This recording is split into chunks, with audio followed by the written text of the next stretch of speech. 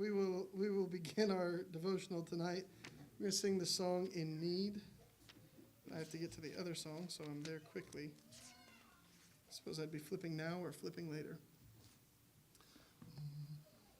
In need of grace, in need of love, in need of mercy raining down from high above, in need of strength, in need of peace, in need of things that only you can give to me. In need of Christ, the perfect Lamb, my refuge strong, the great I am. This is my song, my humble plea. I am your child, I am in need of grace, in need of love, in need of mercy raining down from high above, in need of strength, in need of peace, in need of things that only you can give to me. In need of Christ, the perfect Lamb, my refuge strong, the great I am. This is my song, my humble plea. I am your child, I am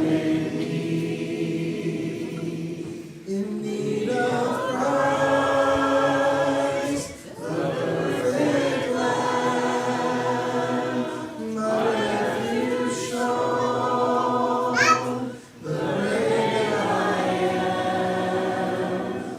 This is my song, my humble plea. I am your child, I am in need. I am your child, I am in need. All right, before I leave, we'll sing "Give Me the Bible."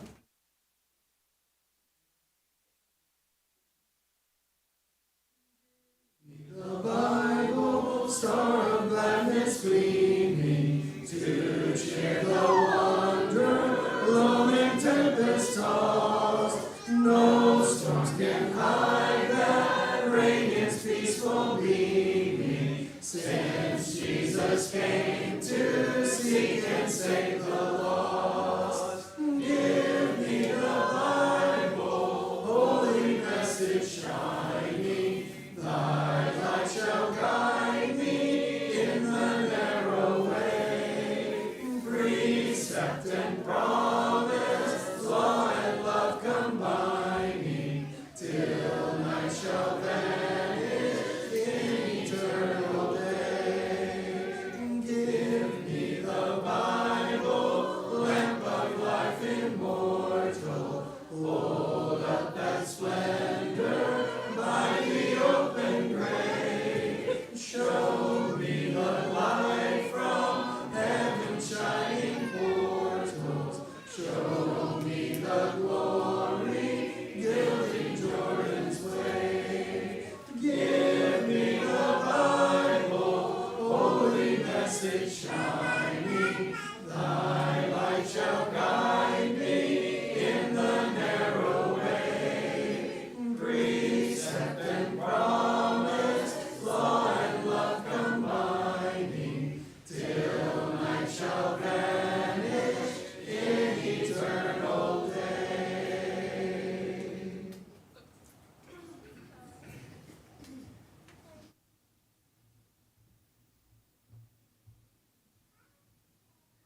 Good evening, everyone. So, the lesson that I'm going to talk about tonight mainly comes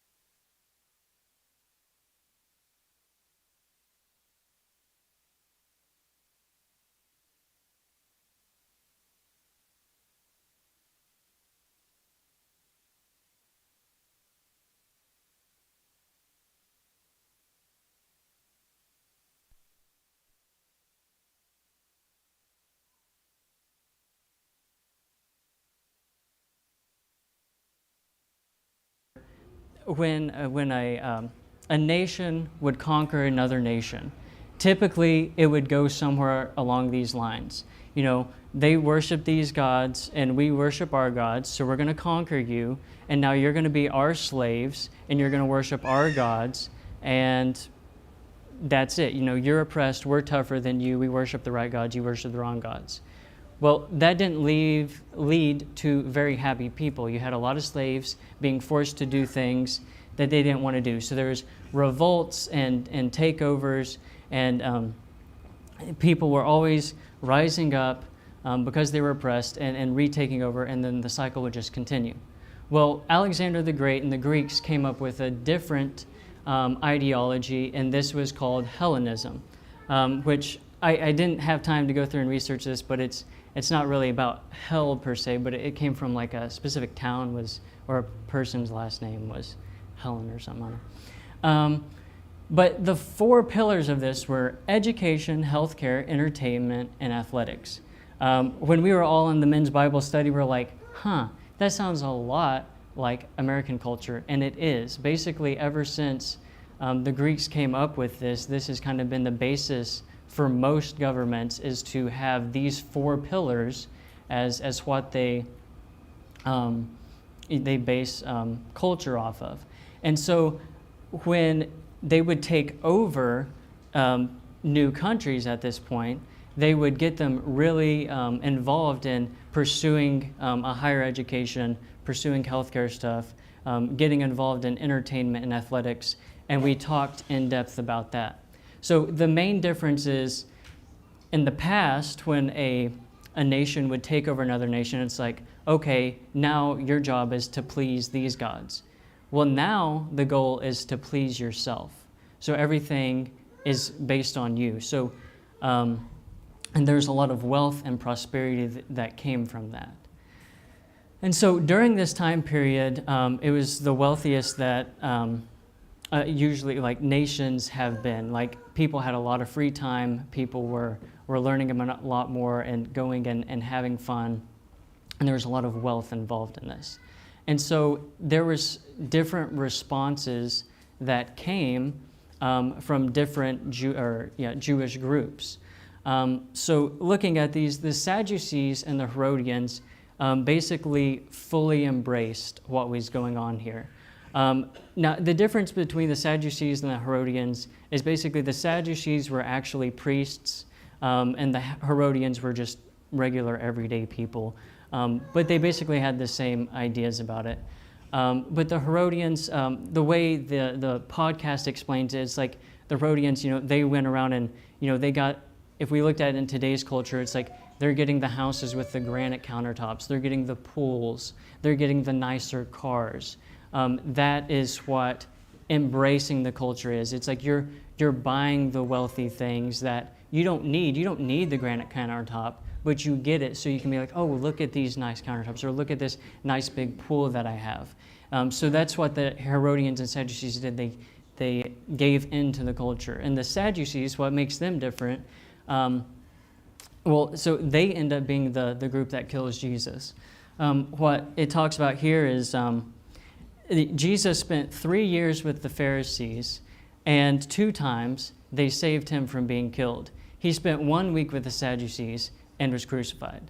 So that's the difference, because the Sadducees didn't want their power to be taken away. They didn't want this wealth and prosperity and power that they had to be taken away. So that's kind of the group 1. The Essenes, however, thought, hey, you know what we should do? We should run away from it all.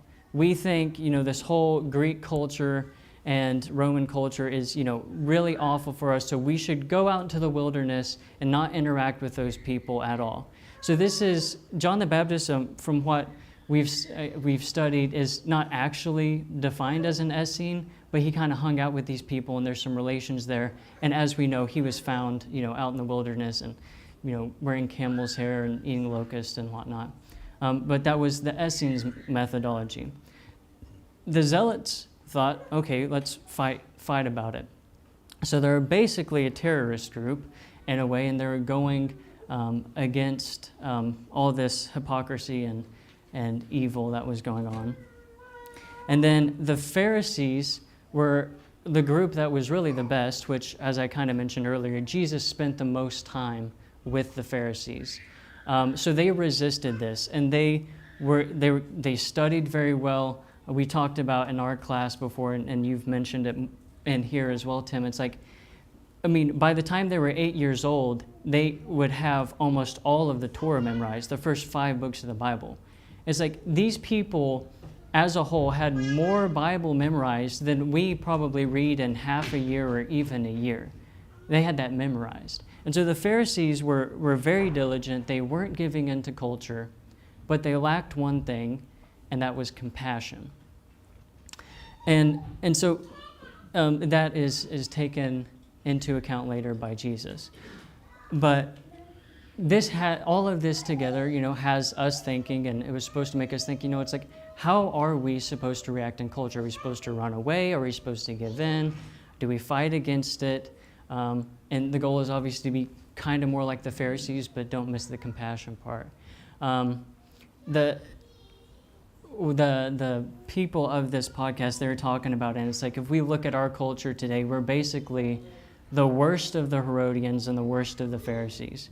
We're like the Herodians in that we embrace the wealth and show off all of that, but we also lack compassion. So we're culturally we're like the Herodians, and spiritually we're like the Pharisees. And so I went through. Can you move to the next slide for me? I don't think. Okay, so how are we supposed to act? So Romans 12:2, and so, dear brothers and sisters, I plead with you to give your bodies to God because of all He has done for you. Let them be a living and holy sacrifice, the kind He will find acceptable. This is truly the way to worship Him. Don't copy the behavior and customs of this world, but let God transform you into a new person by changing the way you think. Then you will learn to know God's will for you, which is good and pleasing and perfect. So this first verse is telling us that we have to think differently. As a Christian, we're not supposed to be like the world. We're supposed to be different from it. So, living in the world but not of the world. So we're not copying the customs, but we're living differently than the world around us. Another verse I have is Ephesians 4:21-24. Since you have heard about Jesus and have learned the truth that comes from Him, throw off your old sinful nature and your former way of life, which is corrupted by lust and deception. Instead, let the Spirit renew your thoughts and attitudes. But put on your new nature, created to be like God, truly righteous and holy. So what I wanted to point out here is, thinking more specifically for us, like our goal is to be righteous and holy, is how we're supposed to act. So we all kind of know that, kind of basic stuff, but it kind of doesn't answer all of it. And so I want to look at one more piece of scripture, and the question is, what does Jesus want from us? How does Jesus and God want us to behave in the culture. And I found Jesus' prayer in John 17, verses 13 through 19. This is just a portion of it. So now I am coming to you. I told them many things while I was with them in this world, so they would be filled with my joy. I have given them your word, and the world hates them because they do not belong to the world, just as I do not belong to the world. I am not asking you to take them out of the world, but to keep them safe from the evil one. They do not belong to this world any more than I do. Make them holy by your truth. Teach them your word, which is truth. Just as you sent me into the world, I am sending them into the world. And I give myself as a holy sacrifice to them, so they can be made holy by your truth. So this is what Jesus wants from us. We're not supposed to run away like the Essenes did. We're not supposed to conform like the Herodians and Sadducees did.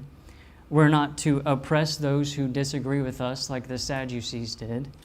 And we're not supposed to forget the whole purpose like the Pharisees did. We're not supposed to forget about grace and compassion.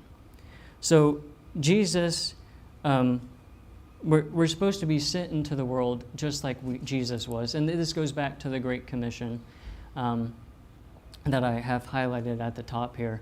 We're sent into the world to be the light, to be love to the world, to show love, to show obedience. As I kind of said, to be in the world, but not of the world. So that's kind of what I've been thinking about over the past weeks. There's a lot of good study here. If you're not able to come, listen to Session 3 of the Bamanga Podcast and the previous sessions as well. But if you need anything from us tonight, please come now as we stand and sing.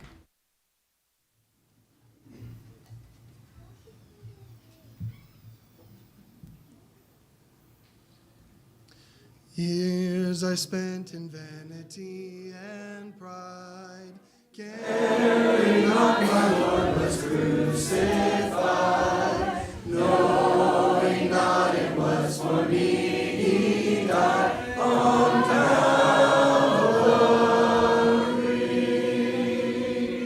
Mercy there was great and grace was free. Pardon there was multiplied to me. There my burden soul found liberty at Calvary. By God's word at last my sin I learned. Then I trembled at the law I spurned, till my guilty soul imploring turned to Calvary. Mercy there was great and grace was free. Pardon there was multiplied to me. There my burdened soul found liberty at Calvary.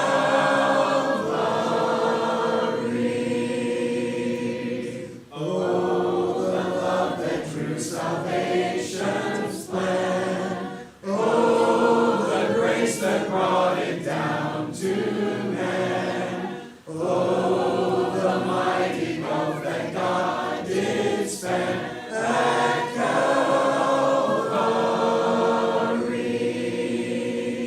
Mercy there was great and grace was free. Pardon there was multiplied to me. There my burdened soul found liberty at Calvary.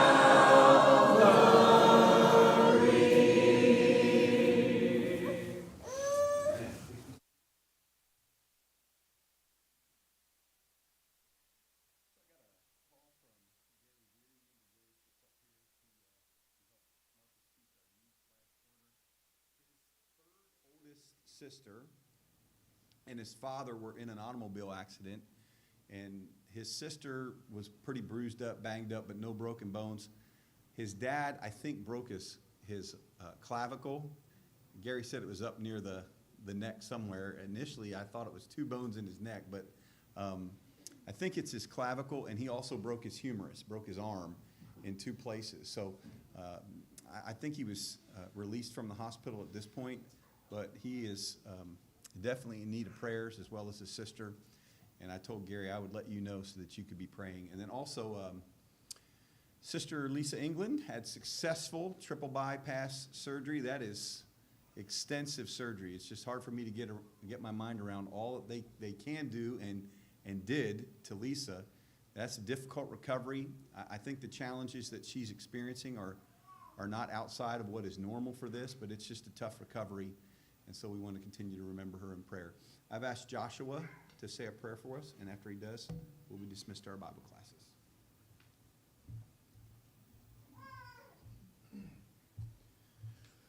Let's pray.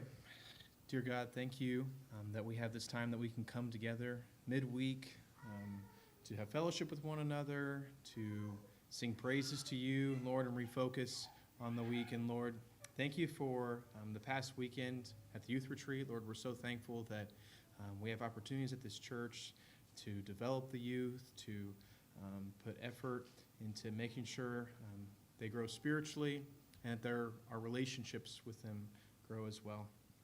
Lord, I pray that you're with us right now. As the song said, our need for mercy, our need for strength, our need for peace is very great right now, God. And I just pray that we can take to heart the things that William said tonight. And I pray that we can try to better align ourselves with the example that we should be in this world every day. Thank you for all you've given us. In Jesus' name, amen.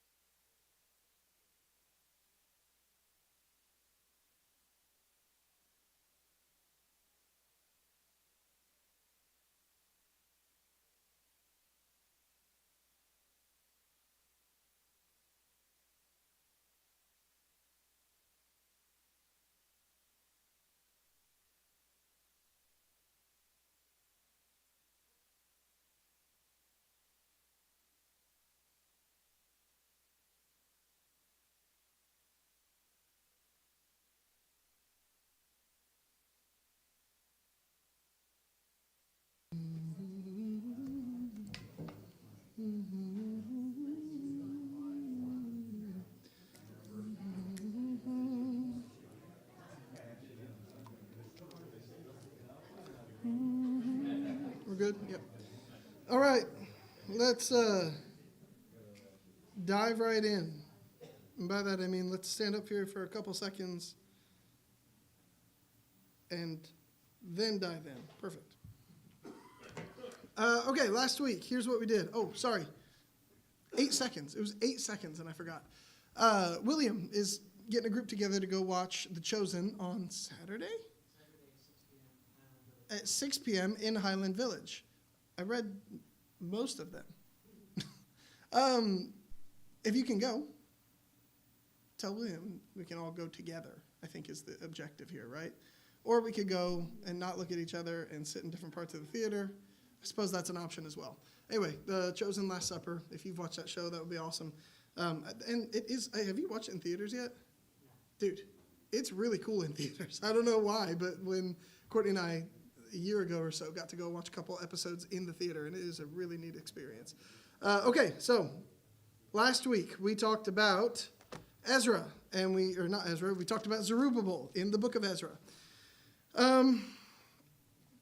We got to get the story back in our minds quickly. So we're going to recap just a little bit to make sure we remember kind of how this all went down.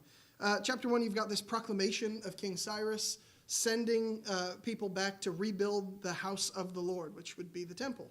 And Zerubbabel ends up being the guy in charge of that, along with Jehoshua, I can't remember it's Joshua. They call him Joshua in Haggai, but they call him Jeshua in Ezra.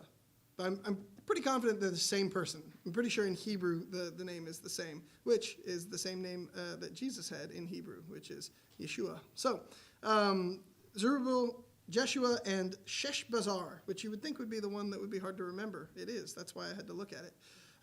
They are the three kind of spearheading the operation, with Zerubbabel being the main guy. As you get to chapter 2, you get big long list of genealogy, or not genealogy, but big long list of people who returned, sort of a census of the people who returned. Then they make a sacrifice towards the end of chapter 2. Then chapter 3, they get there and they begin with building the altar, and they offer some burnt offerings. They get the offerings started in chapter 3, and then they get to rebuilding the temple. They already got the altar, then they start the temple, and as they build the temple, they get the foundation laid, and everyone is pumped. Maybe, mostly, somewhat. Some people are pumped, some people are not, but everyone's making noise, so you can't really tell. It says what was joyful and what was sorrowful, and the older people who had seen the former glory of the old temple were weeping, while the younger were rejoicing because, they got the foundation laid. Still a long way to go, but they got the foundation laid. Then we get to chapter 4, where it introduces these adversaries of Judah and Benjamin, So, right there, well, we'll talk about this in a little bit, hopefully tonight, but you've got these adversaries, and the first thing they do is they say, hey, let's help you. We worship your God, we're going to help. And Zerubbabel is like, absolutely not. We don't need you, and frankly, we don't want you. Get out of here. And so they do, and they get out of here and go right to the authorities, essentially, and they say, hey, king, this is a messed up people. They cause a lot of problems in this land. Just go look at your records, and you'll see they cause problems. And so the king goes and looks at his records, and he goes, yeah, they do cause problems. Tell them to quit building this temple. And so then they quit building the temple. And then Haggai and Zechariah kind of get on them. They're prophets, and they have their own books. And so you should, if they get name dropped, you should probably go read their books. That's kind of how this whole Bible, this whole book works. Haggai and Zechariah get on the people, and they say, you guys got to go finish the temple. I don't care what the king said. Get back on God's house. God's house is important. And so then Zerubbabel is inspired by that, and he spearheads the operation again to continue rebuilding the temple.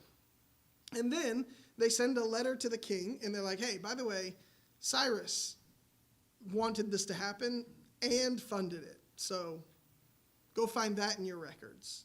And they do. They go find that in the records, and they're like, oh, okay, well, good deal. And then at the very end, they celebrate the Passover. After they finish the temple, they celebrate the Passover. And so that's our story. That is our main, you notice we've got like some rising action, we've got the conflict, we've got the climax of the conflict, and then the falling action, and then sort of a celebration there at the end with the Passover. This is the story. It's Ezra 1 through 6. It's the part about Zerubbabel and the rebuilding of the temple. A couple of details that we're going to notice. Does anyone have any thoughts on that from last week, or just the general picture of the story, to see it laid out like that? Does that give anyone any thoughts? So I want to stop here before we dive in too much. And if not, that's okay. Cool. Here is a fun thing that's happening. We've said this before, and it's very obvious from just the first verse, that the author of Ezra and Nehemiah anticipates you knowing the Bible. That is important, okay? If the author of Ezra and Nehemiah didn't think you knew the Bible, they would write it differently. They would give you information that they want you to have. As it is, they assume you know the Bible, and so they give you information subtly and very succinctly with small details that points to other things that if you know the story, you understand. We've talked about this like in the Gospel of John, he starts in the beginning was, right? Like, okay, so right there you know that John is pointing back to Genesis 1. And he's not doing it by saying plainly, what I'm about to tell you is as important as the day the universe was made by our God. He doesn't say that. He says in the beginning. He says it subtly so that you point back and you will understand the importance, okay? Happens all throughout the Bible, and it's happening right here in Ezra. He is pointing back to the Exodus. And so we're going to look at a couple things. Look at the first one is in chapter 1 and verse 1 of Ezra. It says, in the first year of Cyrus, king of Persia, that the word of the Lord by the mouth of Jeremiah might be fulfilled, the Lord stirred up the spirit of Cyrus, king of Persia, so that he made a proclamation throughout all his kingdom and also put it in writing. So right off the bat, God is stirring up a king. Do you remember one of the fundamental pieces of the Exodus? Well, I shouldn't say fundamental pieces, but one of the things people often notice and have a problem with and want to dig into is who hardened Pharaoh's heart? I mean, it's a real question. It's a good question. And it's one of those things where it seems like at first Pharaoh is doing it, and then later it seems like God is stirring up Pharaoh's heart to be hardened. God also seems, obviously, to be at work in the Exodus in multiple different areas. He's not just stirring up Pharaoh, not just engaging with Pharaoh, but he's also engaging with Moses. And so Pharaoh is, or God is working. Right off the bat, verse 1, we are told God is moving, and he is moving people to do things, okay? Just a couple verses later, look at verse 5. Then rose up the heads of the fathers' houses of Judah and Benjamin, and the priests and the Levites, everyone whose spirit God had stirred to go up to rebuild the house of the Lord that is in Jerusalem. So again, you've got God moving these people to action. There's something about God interacting or engaging with these people that is, I heard the Hebrew word is like waking them up, right? That it's the same word used for waking up. So he's waking these people up to this need or this action needing to be done. Then you've got Zerubbabel, and we talked about Zerubbabel a little bit last week, but does anybody remember what his name means? Zerubbabel. Does anyone hear a word in there? Babel. The Hebrew word for the town city of Babylon, we call it Babylon, they called it Bavel, B-A-V-E-L-ish, all right? That is also the word used in Genesis 11 to talk about the Tower of Babel. That's an origin story of the nation of Babylon. Chase that rabbit some other time. Zerubbabel's name is Zerub Bavel, and it means planted in Babylon. So here's what you have is a story about a leader of a restoration movement, right? A leader of God's people who is described as being planted in Babylon. And he was. He was planted in, he grew up in Babylon. Like, this is who Zerubbabel was, so much so that it's even in his title, in his name. When you say, hey, Zerubbabel, which is a mouthful, he probably had a nickname. But when you say his name, you're saying, hey, guy who grew up in Babylon. It would be like referring to dad as, hey, Yankee. Well, what are we saying? We're saying you grew up and learned and have customs and have idiosyncrasies that are in line with the northeastern United States, right? That's what we're talking about with Zerubbabel. That's what his name is. Hey, Zerubbabel means, hey, planted in Babylon. And so Zerubbabel, as he grew up in Babylon, now he's going to lead God's people back into the promised land. Does anyone hear any parallels? How could this match the Exodus? Moses, who grew up in Egypt, but was used for God's people, to lead God's people out of Egypt and into the promised land. Yeah, so, and that same thing happened with someone else a little bit later after Moses. Would that be Joshua? sure, yeah. God's always kind of had a leader of his people that guides them where he needs them to be. But you see the parallel between Zerubbabel and Moses. Like we gotta God working and stirring up the hearts of people. We've got a leader who was planted one place, and his name is Babylon. Is he qualified to lead God's people and build the temple? Okay, question at least. Then you've got this really interesting note in verse 5. Let me see. 4. Yeah, verse 4. In Cyrus's decree, at the end of his decree, he says, "And let each survivor, in whatever place he sojourns, be assisted by the men of this place with silver and gold, with goods and with beasts, besides freewill offerings for the house of God that is in Jerusalem." If you skip down just a little bit further,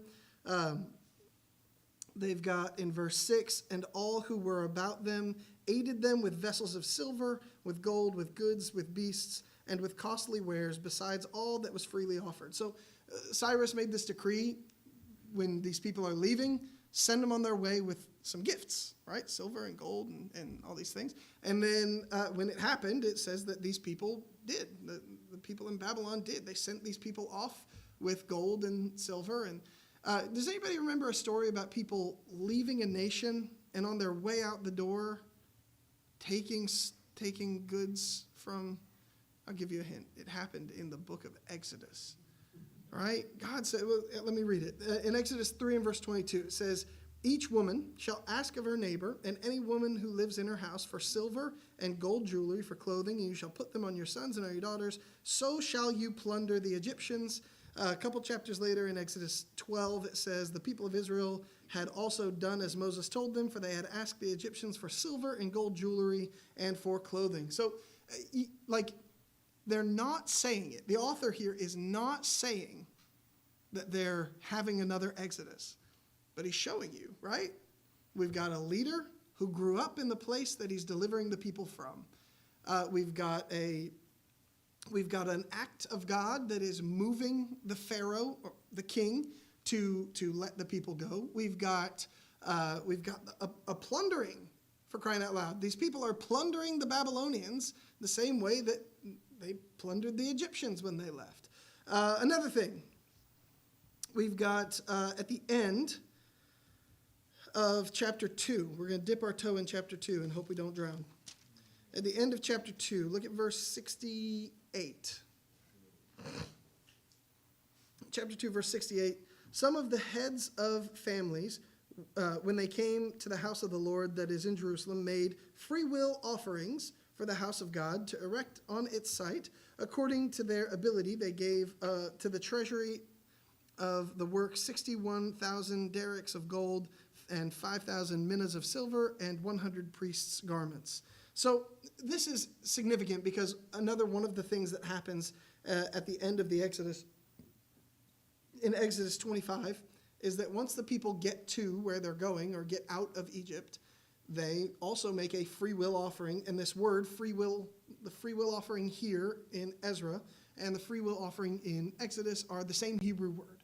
And so there, again, is a linkage. These people have been delivered by the same archetype deliverer, and they're plundering on their way out. And then when they get where they're going, they make a free will offering. The last thing is this story ends with what celebration? We talked about this, end of chapter 6.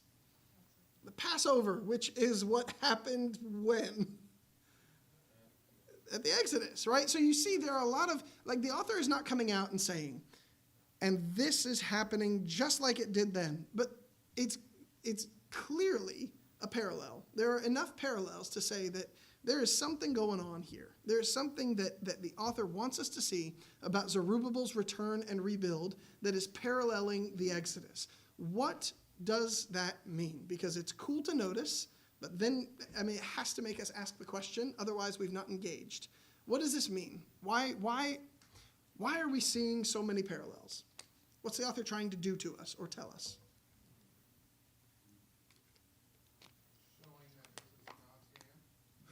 Okay, yeah, definitely. God is behind this is a big part of it. How does the Exodus point this way? How does the Exodus make that point further, is I guess what I'm saying. The miracles and crossing the Red Sea and the plagues. Yeah, the Exodus is pointed to over and over and over again. It is the number one thing that God says about himself. I am the God who brought you up out of the land of Egypt, which again, go up from this land or go up to the land is another phrase that as you read through Ezra 1 through 6, you'll notice that people went up out of Babylon. They went up to Jerusalem. That's another linkage.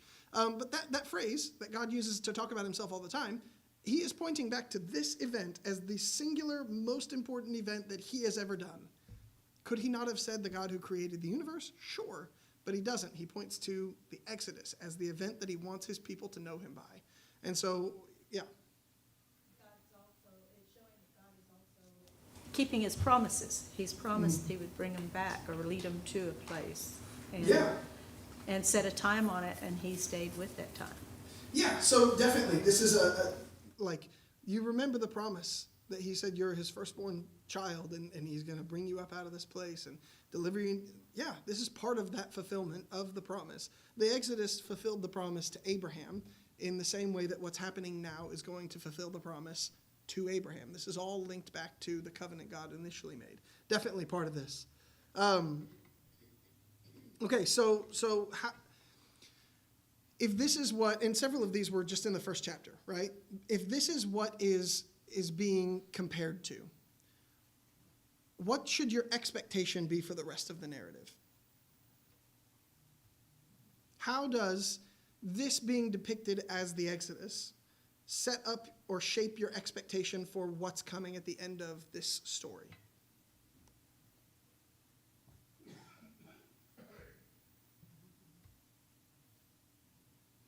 Let's use a sports example because it's what I got. Basketball, you play 4 quarters, right?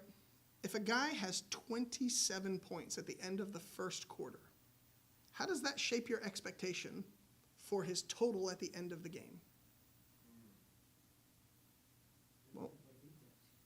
Well, you could lament defense. If you go into the game and the guy's a 25 point per game scorer, which is excellent, right? You expect that he averages 25, so he's going to get 25. If by the end of the first quarter of the game he has 27, what do you expect for the end of the game total? It's going to be higher than 25, Daryl. Yeah, right? Like, okay, so you expect a greater output. He is having a great game. If the author here is linking what's happening through through Zerubbabel, Ezra, and Nehemiah to the Exodus, right at the beginning, he's setting you up for an expectation that is a lot bigger than just some people walking back into their hometown, right? This is not just, yeah, they get to return. Good for them. Because he's telling you, number one, don't forget, this is all points back to Jeremiah, the full picture of hope from the prophets. Number two, it's as big a deal as the Exodus was.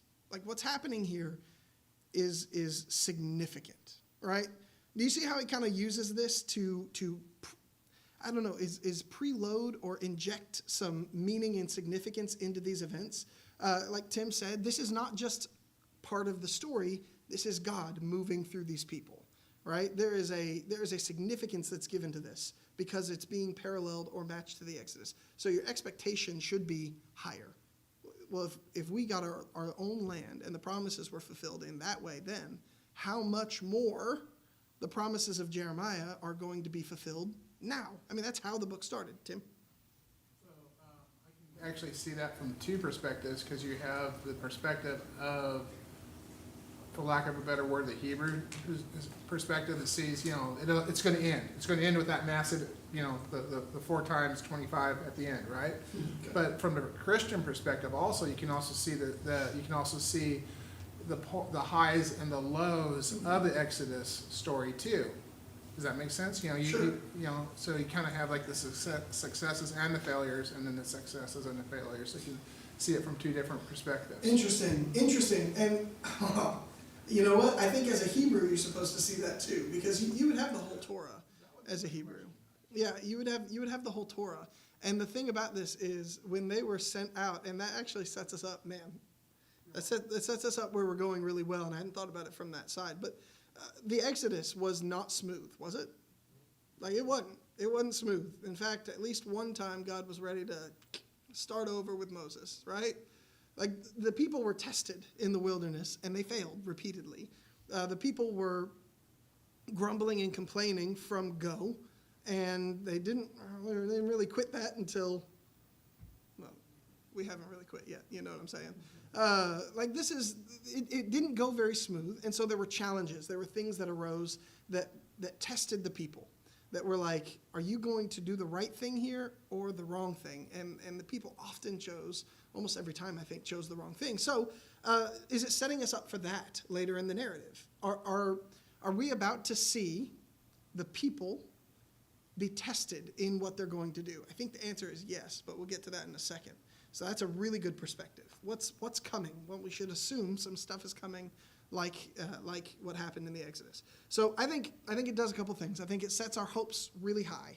Just like the Exodus was the fulfillment of the promises to Abraham, this new Exodus, spearheaded by Zerubbabel here, is going to fulfill the promises to Jeremiah, right? That's what we should have in the back of our minds, because that's what was introduced in chapter 1, verse 1.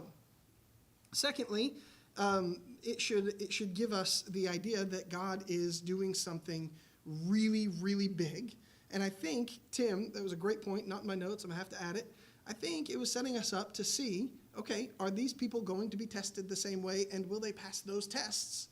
Or will they fail like the people in after the Exodus? Great questions. Yeah. Joseph, I just had to stretch. Well, the good news is you were stretching right to Jim, who had his hand raised behind him. I was just looking through, is there indication that the people at that time recognized the parallel with the Exodus? So, no. I don't think it gives that indication. A better place to find out about that would be the contemporary prophets, who were not writing retroactively, but Haggai and Zechariah, who were prophesying right then at that time. I don't think Haggai has that. I'm pretty familiar with Haggai, but I'm not very familiar with Zechariah, and so I would dig into that. Zechariah has some very weird dreams with a lot of very strange imagery, and it would not surprise me if a lot of what he writes about maybe connected some of those dots too, but it might not be there. But that would be where you would want to look. That's a good question. Good question. At least, though, the readers, once this work was completed, the readers would have had, I think you can confidently say the readers would have understood those parallels based on the way that they're presented. Okay, any other thoughts on the Exodus? We have 10 minutes. There's no chance that we're going to get through what I wanted to get through. That's okay. There's always next week. Well, we're going to give it all 10 minutes then. Okay, so taking Tim's question and finding the rising action, the climax here, seems to be these adversaries, these enemies. Your version, I don't know what all the different versions say, but in chapter 4 and verse 1, when the adversaries of Judah and Benjamin heard that the returned exiles were building a temple to the Lord, the God of Israel, they approached Zerubbabel and the heads of the fathers' houses and said to them, "Let us build with you, for we worship your God as you do, and we have been sacrificing to him ever since the days of Esarhaddon, king of Assyria, who brought us here." All right. Now this is, I think we talked about this a little bit last week. This is pointing back to a story, King Esarhaddon, who brought these people here in 2 Kings 17, or is it 1 Kings? 2 Kings. 2 Kings 17. The story, the gist of it is that after the Assyrians took these people over and the Babylonians took these people, the land was empty, and so the king sent some people back from all different nations. And obviously there were also some Jews there as well, because not everyone got taken away in the exile. Most people did, but there was still a remnant of people that would have stayed. And so there's a mishmash, it's a Hebrew word, of people that were left in this area. In the story, in 2 Kings 17, the people are being killed by lions. And so because of this, the king is like, well, we obviously aren't worshiping their God the right way. That's why people are dying. So they get some of the priests and send the priests back down. And the priests are like, well, this is how we do it. This is how we worship the God of Israel. And so then they start worshiping the God of Israel and the rest of their gods. So it's like an all gods thing. That's kind of their vibe. And so those are these people. when you read these people who were left here, like the author's giving you a marker for what people you're talking about. And it's these people. It's a melting pot of different nations, and it is a pluralistic society where they worship. When they say that, they're telling the truth. They worship the God of Israel, and they also worship all the other gods in this place as well. So the question that we are definitely left with here is, did Ezra do the right thing or the wrong thing? Let's pick up in verse 3. Or Ezra, Zerubbabel. Did Zerubbabel, Jeshua, and the rest of the heads of the fathers' houses do the right thing or the wrong thing? Verse 3, but Zerubbabel, Joshua, and the rest of the heads of the fathers' houses in Israel said to them, you have nothing to do with us in building a house to our God, but we alone will build to the Lord, the God of Israel, as King Cyrus, the king of Persia, has commanded us. Okay, so this is the response. I mean, this is the interaction. We've been here for a while. We're worshiping all the gods and also your God. Let us help you build a temple to him. And Zerubbabel and the rest of the people are like, no, we got this. In fact, we don't want your help. It's our job. And because of this, as you read in the story, the people of the land, which is the title they're given in the very next verse, then the people of the land discouraged the people of Judah and made them afraid to build. So these, now they're not called the enemies, but they're given a new title, the people of the land. That's going to be important. It's all important, believe it or not. So this is the interaction. And we're left with this question. Is what Zerubbabel and these other leaders of this rebuild did the right thing or the wrong thing? How do we feel about that on the front end?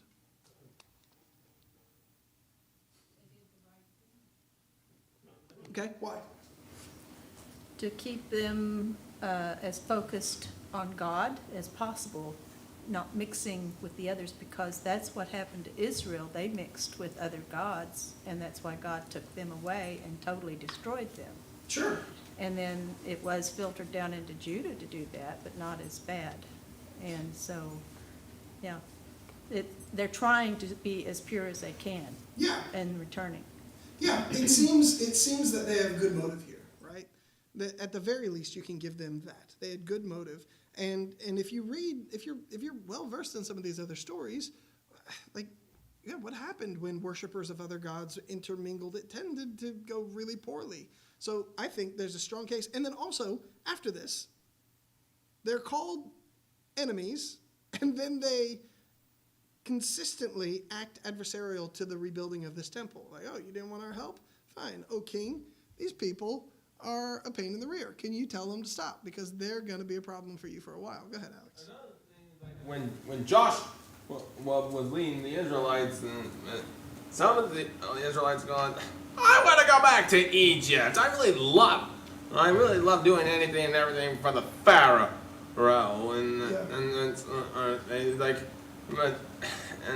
And these people were like, they were complaining, like, what, like, Yeah. You want this God of ours to die here in the desert? Like, Josh, what's going on here? Well, and another thing that I think from Joshua that is pertinent to this question is Joshua was instructed to wipe out all the people, right? Not some of the people, not let the good ones stay, but wipe them all out, which is unsettling.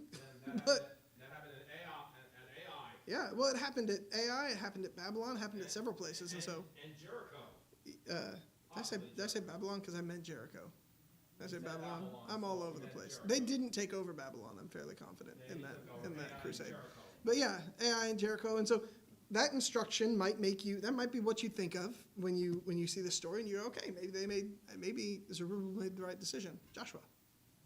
I could also see the perspectives they made the wrong decision because, I mean, God used different types of people to help his people and to punish them. So was he sending these people to help them potentially? And also, could they not have taught these people a better way to worship God? Like, hey, you've been worshiping all the gods. I'm kind of thinking of Paul, to this unknown God. You guys have worshiped all these others, but let me show you how we actually do this. Yeah, I mean, I think some of that should be ringing in your ears too, because, well, they did want to help.